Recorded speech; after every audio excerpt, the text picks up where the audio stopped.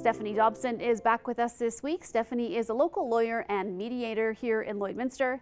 And Stephanie, we've been spending several months talking about a number of things surrounding divorce, but today we're going to be talking about the new Divorce Act, which just came into effect at the beginning of March. So let's first of all talk about what we're going to be talking about in this, which is actually going to end up being a three-part series. Yeah, so while I was preparing for the interview, I realized that there are so many changes to this act that I thought it would be better for the viewers if we divided it into three parts. So what I've done is today we're going to be talking about the terminology around parenting and the focus of the legislation on relationships rather than entitlements. Part 2 next week, we'll be talking about the best interests of the children and what that term means. It also includes a brand new section about family violence and incorporating that into the best interests of the children. So that'll be next week. And then part 3 will be broken down into two sections, one about relocation of parents and children, and secondly, about duties of parents and legal advisors in any court process. Okay. And just as a warning for our viewers, we only have 5 minutes with us, of course, today. And this act is very complex. So as a reminder, the Divorce Act focuses on married parents. There's provincial legislation for unmarried parents. And then we also won't be able to get into other relationships like step parents, grandparents, extended families who also have some rights under the act. Okay, well, Stephanie, let's get into this now. And as you said, it will be three parts. But for today, let's talk about the terminology that you were describing in this Divorce Act.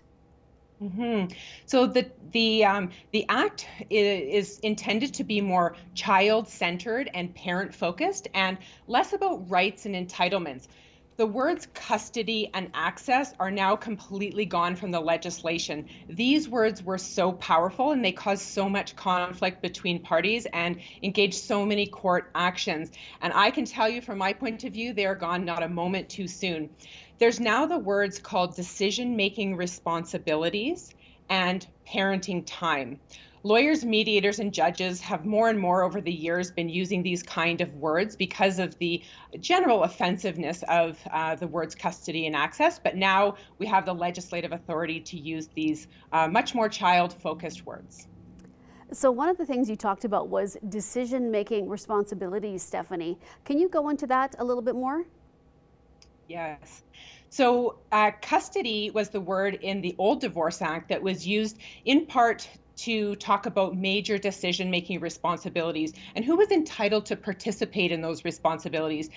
You know, it's long been known that that word has had connotations of, detention in the police context, or even ownership over something, over property.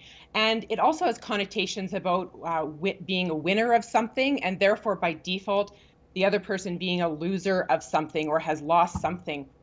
So the Act now has a lot more plain language and it speaks to responsibilities and relationships, and it allocates those responsibilities amongst people. So there's a differentiation between major decisions and day-to-day decisions. So major decisions are things like education, health, dental, children's welfare, language. It even adds a clause about major activities that are going to have a significant financial consequence or significant time for the children. These can be allocated either to one spouse, to both spouses, or some kind of a hybrid where there's an allocation of decision-making responsibility. Day-to-day decisions are things that are like bedtimes, nutrition, screen time, homework, discipline, that sort of thing. And automatically that will be allocated to the parent who has parenting time, which is what we're going to get into in a moment. Of course, the court can order otherwise, but generally speaking, that's how it's going to be allocated. Okay, Stephanie, and as you mentioned, we were going to talk about parenting time. Tell me about the importance of that term. So in the under the old legislation or before March 1st, we used to use the word primary parenting time, although that wasn't actually in the legislation, but someone was a primary parent, or there was shared custody for 50-50 arrangements, or split custody when there was a child perhaps in one home and another child in another home. And access was the term for parents who were non-primary parents as to the time that they would have with the children. So that was sort of an entitlement-based word. So now the new language in the Act is really calling a spade a spade. So it's about children spending time with each parent. It's interesting that the legislators did not add in what we call a presumption of equal parenting. In the old Act, there was a clause or a phrase that was called the maximum contact principle.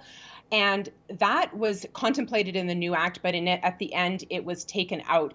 And now the principle that the courts will look at when they're looking at allocating parenting time is the principle that each child should have as much parenting time with each spouse as is in the best interests of the children.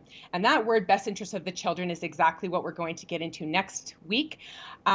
My hope is that the language of this new Act is going to be the starting point for parents, legal advisors, and courts all being on the same page about the emphasis on relationships and bridge building. When we get into best interests of the children next week, that's when the real impact of this legislation is really going to be felt. So I look forward to getting into that in part 2. Well, Stephanie, thank you for joining us, and I'm glad that you are able to sort this all out and put it into terms that everybody can understand. So once again, thank you for joining us this week, and we'll be back next week with part 2 in our series breaking down the new changes to the Divorce Act. Thanks, Stephanie. Thank you.